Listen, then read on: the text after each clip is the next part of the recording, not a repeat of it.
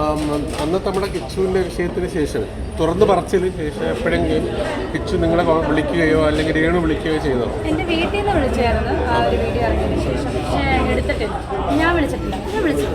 എന്നെ വിളിച്ചിട്ട് ഞാൻ ഇത്രയും കാര്യങ്ങൾ ഇത്രയും കാര്യങ്ങൾ തുറന്ന് പറഞ്ഞപ്പോൾ രേണുവിന് തോന്നിയില്ലേ ഇത് എന്തുകൊണ്ടാണ് നിങ്ങൾ അതൊരു എന്താ പറയുക, ആരും മാനിപ്പുലേറ്റ് ചെയ്തതല്ലെന്ന് കിച്ചു തന്നെ പറഞ്ഞിട്ടുണ്ട്. പിന്നെ എന്ത് ചോദിക്കാനാണ് ഇനി ഒന്ന് ചോദിക്കാൻ? കാരണം 2 ദിവസം മുന്നേ വിളിച്ചു, വീഡിയോ കോളും ചെയ്ത് സംസാരിച്ചിരുന്ന ആളാണ്. ഞാൻ ദുബായിൽ പോയപ്പോൾ അവിടെയുള്ള സ്റ്റാഫുകളും കണ്ടതാണ് കിച്ചു എന്നോട് സംസാരിക്കുന്നത്. പിന്നെ 2 ദിവസം കഴിഞ്ഞപ്പോൾ ഇങ്ങനൊരു സംഭവം ഞാൻ ഞെട്ടിപ്പോയി. ഇനി എന്ത് ചോദിക്കാനാണ്? മാനിപ്പുലേറ്റിംഗ് അല്ലെന്നും പറഞ്ഞു.